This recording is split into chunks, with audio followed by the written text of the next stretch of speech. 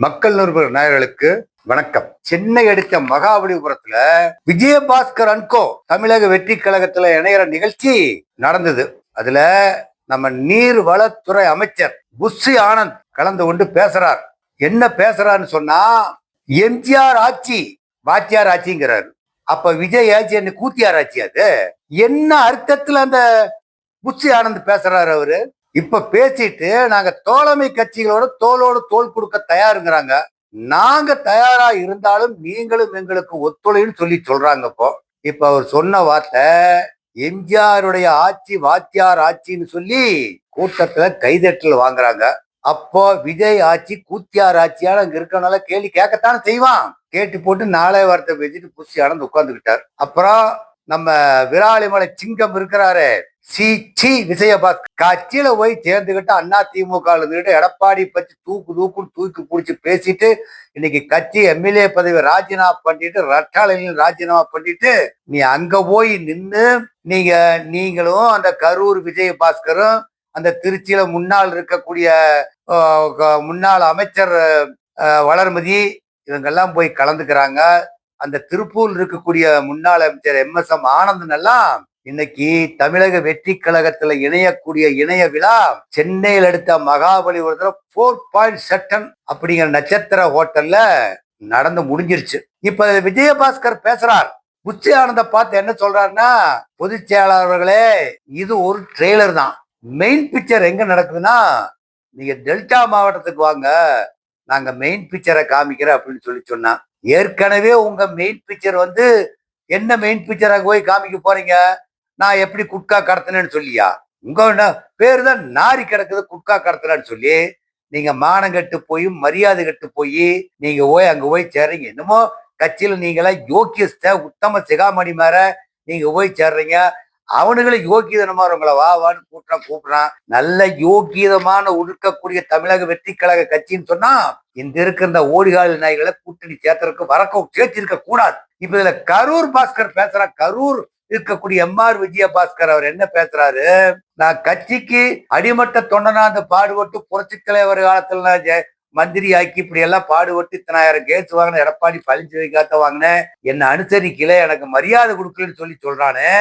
மரியாதை கொடுக்காத நீ எப்படி அவரோட மந்திரி சபையில ஒன்னா பணியாற்றிட்டு இருந்தீங்க? அதே அந்த விராலிமலை பாஸ்கருக்கு தான் கேட்கிறோம். எப்படி ஒன்னா கும்மி கூத்தி அடிச்சுக்கிட்டு இருந்தீங்க இல்லையா? அப்பவே உங்களை எடப்பாடி பழனிசாமி அவர்கள் கடுவால போட்டு இறுக்கி இருக்கணும். உங்களை எல்லாம் ஃப்ரீயா விட்டுட்டா தாண்டோனித்தனமா திரிங்கடா, எவ்வளவு கொள்ளையடிங்க அப்படின்னு சொல்லி விட்டுட்டு கண்டிக்காம விட்டதனுடைய விளைவு இன்னைக்கு எடப்பாடி பழனிசாமி அவர்களை எந்த அளவுக்கு திட்டணுமோ திட்டிட்டு போய் அங்க சேர்றீங்க. இப்ப அந்த கூட்டத்துல கலந்துக்கக்கூடிய தமிழக வெற்றி கழகத்தில் இருக்கிற மந்திரி யார் கலந்துக்கிட்டாங்கன்னு சொன்னா, உத்தம புஷி ஆனந்த், ரொம்ப மகா யோக்கிய சிகாமணி, அப்படியே ஊழலே பண்ணாம ஜெயிலுக்கே போகாம பொம்பளை கேஸ்ல மாட்டாம இப்படி இருந்த நம்ம வருவாய்த்துறை அமைச்சர் கே.எஸ். செங்கோட்டையன், பால்வளைத்துறை அமைச்சர் ஜெயலட்சுமி, அப்படியே பாட்டிலையே கண்ணிலேயே பாக்கலியுமா. சரக்கு பாட்டில கண்ணுல பார்த்தது கிடையாது, சரக்குன்னா என்னன்னே தெரியாது. அப்புறம் ஏரோப்ளைன்ல போறப்ப மட்டும் ஒரு புல் பாட்டில கையில ஓட்டிட்டு போய் 1/2 மணி நேரம் விமானத்தை தாமதப்படுத்தி இவரும் இவருடைய கட்சி தலைவரும் டெல்லி போறதுக்கு இருந்தாங்க. அப்படி சரக்க கண்ணுல வாக்கலின்னு சொல்லி பேசின அந்த விளையாட்டுத்துறை அமைச்சர் நம்ம ஆதவர்ஜன் இவங்கெல்லாம் அந்த கூட்டத்துல கலந்துக்கிட்டு சும்மா அப்படியே வீராவேசமா பேசுறாங்க. இப்ப அவரு விஜயபாஸ்கர் அவர் விராலிமலை தொகுதியை ராஜினாமா பண்ணிட்டு என்ன சொல்றாரு, நீங்க எங்க டெல்டா மாவட்டத்துக்கு வாங்க, வந்தீங்கன்னாக்கா புதுக்கோட்டைக்கு வந்தீங்கன்னா உங்களை இணைப்பு விழா பிரம்மாண்டமா நடத்தி காட்டுறாரு. இதுக்கு எத்தனை லட்சம் செலவு பண்ணான்னு தெரியல, எத்தனை பேருக்கு காசு கொடுத்து கூட்டிட்டு வந்தான்னு தெரியல.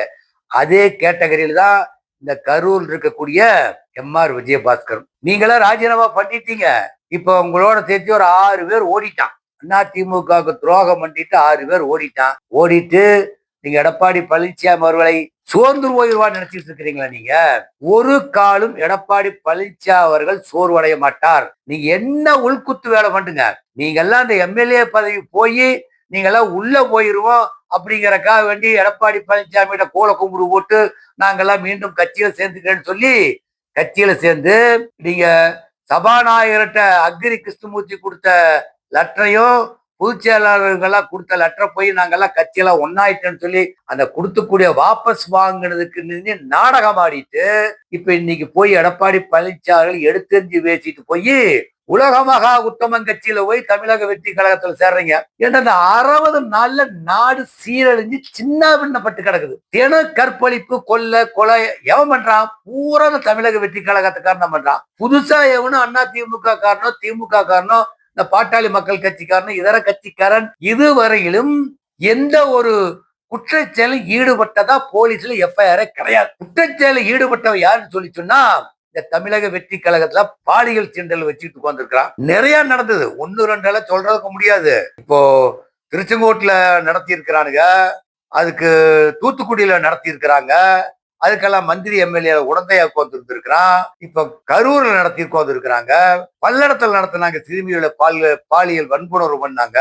இப்படி சொன்னா எண்ணில் அடங்காத கேஸ் தமிழக வெற்றி கழகத்துக்காரன் நடத்தினதுதான். இப்போ சமீபத்துல இந்த தமிழக வெற்றி கழகத்துக்காரன் ஒரு காரை போலீஸ் சேஸ் பண்ணிக்கிட்டு போச்சுன்னா போலீஸ் துரத்துறத பார்த்துட்டு கொண்டு மின்சார கம்பத்துல போய் காரை மோதிட்டு உள்ள ஒரு தப்பி தவறி எந்திரிச்சு வர்றதுக்குள்ள போலீஸ் லாக் பண்ணி டிக்கி திறந்து பார்த்தா அதுல தடை செய்யப்பட்ட போதை முதல் குட்கா அங்க இருக்குது. டன் கணக்கில் குட்கா அங்க வச்சிருக்கிறான். அது யாருன்னு பார்த்தா தமிழக வெற்றி கழகத்தினுடைய நிர்வாகி ஒருவர். இந்த அளவுக்கு யோக்கியதமான கட்சி ஆட்சி நடத்திக்கிட்டு இருக்கிறவங்க அவங்க பேசுறாங்க எடப்பாடி பழனிசாமி ஆட்சி மோசம், திராவிட முன்னேற்ற கழகத்தினுடைய ஆட்சி மோசம் அப்படின்னு சொல்லி பேசுறாங்க. உங்க ஆட்சி இந்த 60 நாள்ல அப்படியே நாரி கிடக்கு தமிழ்நாடு. ஏண்டா ஓட்டு போட்டோன்னு சொல்லி மக்கள் எல்லாம் கொந்தளிச்சு போய் உட்கார்ந்துருக்கிறான். உங்க யோக்கியதை என்னங்கிறது இப்ப அடுக்கு மிக்கலையா நீங்க எத்தனை பேர்த்த நீங்க அதிமுக இருந்து உருவினாலும் சரி, திராவிட முன்னேற்ற கழகத்துல உருவி பார்த்தீங்க, ஒன்னும் முடியல. அப்புறம் கடைசியா செந்தில் பாலாஜி அவங்க பிரதர் அசோக்குமார் தமிழக வெற்றி கழகத்தில் இருக்கக்கூடிய அந்த தருமபுரி எம்எல்ஏவுக்கு காசு 30 கோடி கொடுத்தான், 25 அடி கொடுத்தான்னு பொய்யா ஒரு கேச புனையப்பட்டு அவங்களை கைது பண்ணி மீதி இருக்கிற செந்தில் பாலாஜியினுடைய தம்பிய பலவீசி தொலாவிட்டு இருக்கிறா சொல்லி இன்னைக்கு நாட்டுல பேச்ச உலா விட்டுட்டீங்க நீங்க. இப்போ பணம் கேட்டான்னு சொல்லி சொன்னப்ப என்ன பண்ணி இருக்கணும்? அந்த ஓட்டெடுப்பு நடத்துறாங்க இல்லையா, அந்த அன்னைக்கு அவெல்லாம் சொல்லி இருந்தாக்கா அதனால சட்டசபைக்கிலேயே பிடிச்சிருக்கலாம். ஏங்க இந்த மாதிரி பண்ணீங்கன்னு சொல்லி 60 நாள் கழிச்சுதான் அந்த நாய்களுக்கெல்லாம் கண்ணு தெரிஞ்சுதான் திமுக கார் 30 கோடி கொடுத்தா 25 கோடி கொடுத்தான்னு பேரம் பேசினா, குதிரை பேரம் பேசினான்னு. இப்ப நீங்க அண்ணா திமுக இருக்கிற இழுத்தீங்களே, இது என்ன பேரம்? இது குதிரை பேரம் தான். அதுல நீங்க அண்ணா திமுக இருக்கிற வான்னு சொல்லி சொன்னா அவனையே அயோக்கியன்னு ஏற்கனவே சொல்லிட்டீங்க. அவனை கட்சிக்கு வான்னு சொல்லி வெத்தலா கட்சி கூப்பிட்டு இருக்கிறீங்க. யோக்கியதமான தமிழக வெற்றி கழகமா இருந்ததுன்னா அண்ணா திமுக இருந்தும் வர்ற கட்சிக்கான வேண்டான்னு சொல்லி தடை செஞ்சிருக்கணும். ஆரம்பத்திலே செங்கோட்டையனை தடை செய்ய அவனுமோ உத்தமரான பேசிட்டு போயிருக்காங்க. எல்லாம் அண்ணா திமுக இருக்கிற பூரா அயோக்கியன்னு சொன்னவங்கதான் நீங்களே சேர்த்திட்டு இருக்கிறீங்க. இப்போ திருப்பூர்ல அண்மையில ரோட்டரி சங்கம் ஒரு தொழிலதிபர்களுடைய நிகழ்ச்சி ஒண்ணு நடக்குது. அந்த நிகழ்ச்சிய துவக்கி வைக்கிறது யாருன்னு சொல்லி சொன்னா நம்ம உத்தம சிகாமணி இருக்கிறார யோக்கிய KA செங்கோட்டையன் வருவாய்த்துறை அமைச்சர் தான். அங்க குத்து டான்ஸ் ஆடுறாங்க. அலைகளை கூட்டிக்கிட்டு குத்து டான்ஸ், ஆபாச டான்ஸ். அந்த தொழிலதிபரும் ஆடி இருக்கிறான், செங்கோட்டையனும் ஆடி இருப்பாரு. அவருதான் அப்புறம் அந்த பெண்கள் ஆடிட்டு இருக்கிறப்ப பார்க்காமலா இருந்திருப்பாரு. தவளை பூச்சி உள்ளவர் இல்லையா, அவரு தான் ஆட்டத்தை பார்த்திருப்பாரு. ஏதோ அவர் வீடியோல எடுத்து போடல. அந்த தொழிலதிபர்கள் பாட்டிலும் கையிலுமா ஆடுறத போட்டு காமிக்கிறாங்க. இப்ப இது ஆபாச நிகழ்ச்சி, தடை செய்யப்பட்ட நிகழ்ச்சின்னு தெரியும். செங்கோட்டை அப்பே கூப்பிட்டு நிறுத்தம் சொல்லிட்டு போயிருக்கணும் இல்லையா? அவர் ஆட விட்டுட்டு போறாருன்னா ஆட்சியினுடைய அதிகாரத்தினுடைய போதை திமிர். அதனாலதான் ஆடுன்ட்டு போறான். அவன் ஆடுறான். உடனே போலீஸ் கமிஷனர் என்ன பண்ணாங்கன்னா, நாளைக்கு இவங்களுக்கு சிக்கல் வரும், புதுசா பொறுப்பேற்று இருக்கிற காவல் ஆணையர் ராஜேஷ் அவங்களுக்கு பிரச்சனை வரும்னு சொல்லி அவங்க என்ன பண்ணாங்கன்னா முன்னெச்சரிக்கையா அந்த ஆளையெல்லாம் பிடிச்சு அரெஸ்ட் பண்ற மாதிரி பண்ணி அந்த போலீஸ் போய் தடுத்து நிறுத்திடுச்சு. இப்போ தமிழ்நாட்டுல நேர்மையான ஆட்சி கொடுக்கிறேன்னு சொல்லிட்டு இருக்கிற தமிழக வெற்றி கழகம் அடுத்த கட்சியில் இருக்கிற வான்னு சொல்லி இழுத்துக்கிட்டு இருந்தா இதுதான் அரசியலுடைய தர்மமா? பொதுமக்கள் தான் உங்களை பார்த்துட்டு தான் இருக்காங்க. யோகிதை பூரா பார்த்துட்டு தான் உட்காந்துருக்கிறான். எவனோ புதுசா கட்சியில சேருங்க. பொதுமக்கள் என் கட்சியில 1000 பேர் சேருங்க, 2000 பேர் சேருங்க, 10,000 பேருன்னு சொல்லுங்க. நீங்க இருக்கக்கூடிய எம்எல்ஏக்களை எல்லாம் ராஜினாமா பண்ற சொல்லிட்டு இதுவரையிலும் சரித்திரத்திலேயே இல்லாத ஒரு சரித்திர நிகழ்வு நடத்திட்டு இருக்கிற கட்சி தான் தமிழக வெற்றி கழகம். எம்எல்ஏ பதவி ராஜினாமா பண்ணிட்டு வாடா நீங்க கட்சிகள் சேர்த்துக்கிறாங்கிறான். ஏற்கனவே எல்லாம் எப்படி இடைத்தேர்தல் நடக்கும்னு சொல்லி சொன்னா அந்த எம்எல்ஏ தொகுதியில் இருக்கக்கூடிய எதிர்பாராத விதமா இறந்தா தான் அந்த தொகுதியில் வந்து இடைத்தேர்தல் நடக்கும். இப்ப நடக்கக்கூடிய திருச்சி கிழக்கு விட்டுருங்க, விஜய் தொகுதி விட்டுருங்க, மீதி 6 தொகுதியிலும் எம்எல்ஏ செத்து போயிட்டான்னு கருத்தான். செத்தா தானே எலெக்ஷன் நடக்கும். விஜய் 2 தொகுதியில் நின்னாரு, ஒரு தொகுதி வாபஸ் வாங்கிட்டார், அதனால அது நியாயம்னு சொல்லலாம். மீதி இருக்கக்கூடிய 6 தொகுதியில் இருக்கக்கூடிய எம்எல்ஏக்கள் 2 பொம்பளை 4 ஆம்பளையும் எம்எல்ஏ பதவி என்னைக்கு ராஜினாமா பண்ணாங்களோ அன்னைக்கு செத்து போயிட்டான்னு. செத்தாத்தான் இடைத்தேர்தல் வரும். அப்படித்தான் இதுவரை காலங்காலமா நடந்துகிட்டு இருந்திருக்குது. இப்போ எடப்பாடி பழனிசாமி அவர்களுக்கு இன்னும் எவன் தூண்டுதல் கோல கொடுறா? இந்த நெட்டக்காரர் இருக்கா மாதிரி கோயம்புத்தூர் எஸ்பி வேலுமணி என்னமோ கோயம்புத்தூர் இருக்கிற அத்தனை அண்ணா திமுக தொகுதியும் இவர் ஜெயிச்சு காமிச்ச மாதிரி ஜெயிச்சது அந்த ஒரு ஆளு வந்து 2000 ஓட்டு வித்தியாசத்துல ஜெயிச்சா எல்லாம் அங்கேயும் குயில் குவிட்டு போயிருப்பாங்க. இப்ப அந்த வேலுமணி என்ன பேசுறாருன்னு சொன்னா, என்ன நம்பி வந்தாங்கறா, உன்னை நம்பி என்ன வந்தது பேசுற உட்காந்துட்டு இருக்கிறாரு.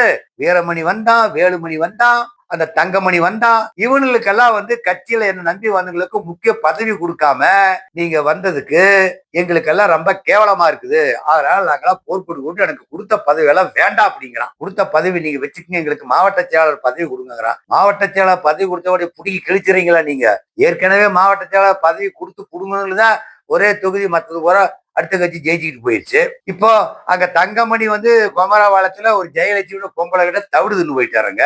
இப்படி இருக்கிற லட்சணத்துல நீங்க அவங்களுக்கெல்லாம் வந்து கட்சியில பதவி கொடுக்கலன்னு சொல்லி வேலுமணி போர்க்கடி பிடிச்சு இந்த உள்நாட்டு போர் நடத்துவாங்க இல்லையா, அந்த மாதிரி உள்கட்சி குழப்பத்தை ஏற்படுத்திட்டு இருக்க விஜயமணி எஸ்பி வேலுமணி எடப்பாடி அவர்கள் என்ன எந்த எவனுக்குமே தயவுதாட்சியுமே பார்க்க கூடாது. பேசினா கட்சி விட்டு முடுக்கு ஓடி தொலை, நீ உனக்கு இந்த கட்சிக்கு வேலையில முடுக்கி விட்டுட்டு புதுசா இருக்கக்கூடிய கட்சியில போடணும். எல்லா பக்கம் தமிழ்நாடு முழுக்க சொல்றோம், தமிழ்நாடு முழுக்க யாராரு எடப்பாடிக்கு ஆதரவு இல்லாம எதிர்த்தும் நேரடியாகவும் மறைமுகமாகவும் பேசிட்டு எல்லாம் கணக்கெடுத்து உடனே நீங்க அவங்களெல்லாம் கட்சி விட்டு நீக்கிட்டு புதாளிகளை போடுங்க.